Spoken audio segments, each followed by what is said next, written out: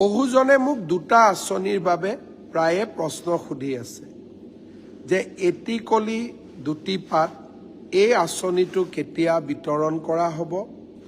দ্বিতীয়তে CM ট্ৰিপুলে মুখ্যমন্ত্ৰীৰ আত্মনিৰ্ভৰ অসম আঁচনি কেতিয়া বিতৰণ কৰিব আৰু আমাৰ লগতে আৰু এটা প্ৰশ্ন মোক সুধি আছে যে গ্ৰেজুৱেট ল'ৰা ছোৱালীসকলক আমি যি এটা মাহেকীয়া স্কলাৰশ্বিপ দিবৰ কাৰণে মুখ্যমন্ত্ৰীৰ জীৱন প্ৰেৰণা আঁচনি আৰম্ভ কৰিছিলোঁ, সেই আঁচনি কেতিয়াৰ পৰা আৰম্ভ হ'ব। ৰিচাৰ্চ স্কলাৰসকলৰ বাবে আমি যি আঁচনি গ্ৰহণ কৰিছিলোঁ সেই আঁচনি কেতিয়াৰ পৰা আৰম্ভ হ'ব। মই এটা এটাকৈ আটাইকেইটা আঁচনিৰ বিষয়ে আপোনালোকক জনাব খুজিছোঁ। সকলে ভাবিছে যে মই ক'ত আছোঁ, মই মোৰ কাৰ্যালয়ত আছোঁ আৰু সেইকাৰণে মই আপোনালোকক আজি মোৰ কাৰ্যালয়টো মই ধুনীয়াকৈ দেখুৱাব চেষ্টা কৰিম।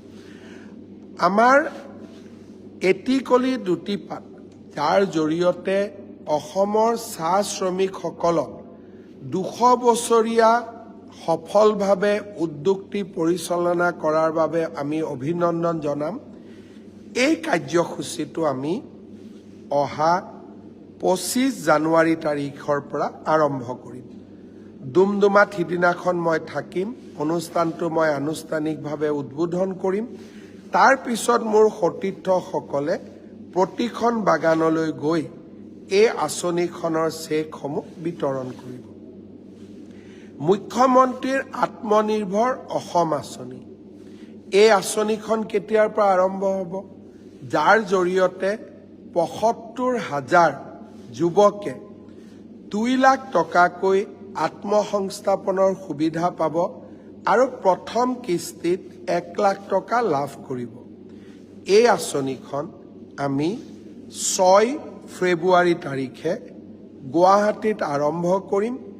তাৰ পৰা আমি প্ৰত্যেকটো অঞ্চললৈ গৈ, অঞ্চল মানে ডিব্ৰুগড় তিনিচুকীয়া মিলি এটা জেগা, শিৱসাগৰ চৰাইদেউ যোৰহাট মিলি এখন সভা, 6 ফেব্ৰুৱাৰীৰ পৰা এই পুঁজি আমি বিতৰণ আৰম্ভ কৰিম আৰু 15 ফেব্ৰুৱাৰী তাৰিখৰ ভিতৰত আমি সামৰণি মাৰিম।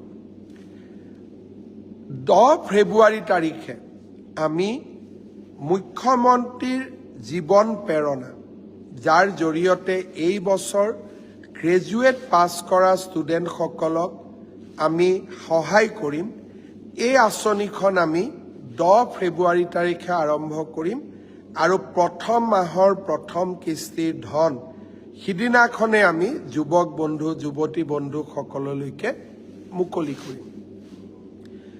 জীৱন অনুপ্ৰেৰণা, ৰিচাৰ্চ স্কলাৰসকলক যি আমি এককালীন অনুদান আগবঢ়াম, সেই এককালীন অনুদানো আমি 11 ফেব্ৰুৱাৰী তাৰিখে আমি আগবঢ়াম। আনহাতে আমাৰ আৰু এটা স্কিম আছে, ফাৰ্মাৰ প্ৰডিউচাৰ কোম্পানী FPC সকলকো আমি এটা উদগনিমূলক অনুদান আগবঢ়োৱাৰ বাবে ঘোষণা কৰিছিলোঁ।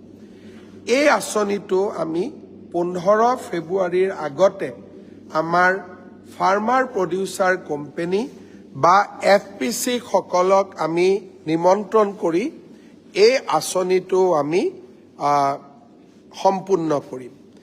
অৰ্থাৎ এটা এটাকৈ আমি আমাৰ যিমানবিলাক আমি আঁচনি ঘোষণা কৰিছিলোঁ, এই গোটেইবিলাক আঁচনি আমি অহা 15 ফেব্ৰুৱাৰীৰ ভিতৰত আমি সামৰণি মাৰিম। 20 ফেব্ৰুৱাৰী তাৰিখে অসমৰ অৰুণোদয় হিতাধিকাৰীসকললৈ আমি 8,000 টকা এককালীনভাৱে আগবঢ়াম।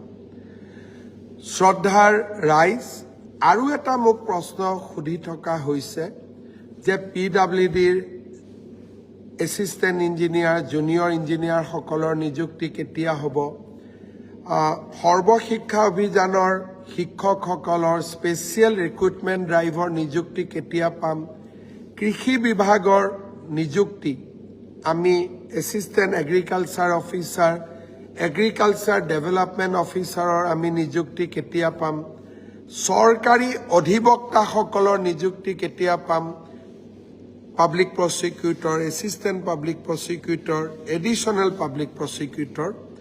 মই আপোনালোকক বিনম্ৰতাৰে সৈতে জনাব খোজো যে অসম চৰকাৰৰ সকলো নিযুক্তি অহা 10 ফেব্ৰুৱাৰীৰ ভিতৰত আমি সামৰণি মাৰিম।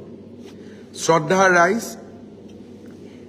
আঁচনি আৰু নিযুক্তিৰ লগে লগে অসমখনক উদ্যোগীকৰণ আৰু অসমক বিনিয়োগৰ পৃষ্ঠভূমি হিচাপে নিৰ্মাণ কৰিবৰ বাবেও আমি প্ৰয়াস আৰু প্ৰচেষ্টা কৰিছোঁ।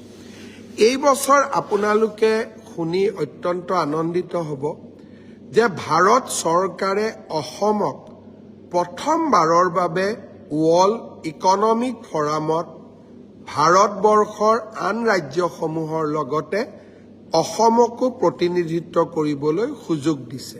সাধাৰণতে মহাৰাষ্ট্ৰ, কৰ্ণাটক, অন্ধ্ৰপ্ৰদেশ, ৰাজস্থান আদি ৰাজ্যই এই ৱৰ্ল্ড ইকনমিক ফৰামত দেশক প্ৰতিনিধিত্ব কৰে। প্ৰথমবাৰৰ বাবে অসমক ভাৰত চৰকাৰে এই সুযোগ প্ৰদান কৰিছে আৰু মই অহা 19 তাৰিখে ৰাতিপুৱা ডেভছলৈ যাম আৰু 4 দিন মই ডেভছত থাকিম। বিশ্বৰ উদ্যোগপতিসকলৰ আগত, ইকনমিষ্টসকলৰ আগত ৱৰ্ল্ড ইকনমিক ফৰামত মই অসমক প্ৰতিনিধিত্ব কৰিম। ৱৰ্ল্ড ইকনমিক ফৰামত আমেৰিকাৰ ৰাষ্ট্ৰপতিৰ দৰে দেশ বিদেশৰ গুৰুত্বপূৰ্ণ ৰাজনৈতিক নেতাসকলো উপস্থিত থাকে।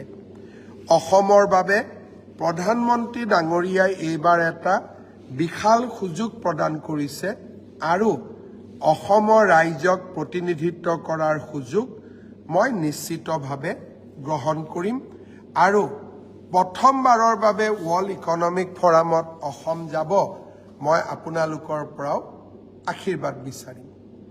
শ্ৰদ্ধাৰ ৰাইজ, নিৰ্বাচন যিমানেই ওচৰত আহিছে, লাহে লাহে ৰাজনৈতিক বিতৰ্ক বা ৰাজনৈতিক আলাপ আলোচনাও ৰাজ্যখনত নিশ্চিতভাৱে বাঢ়ি যাব।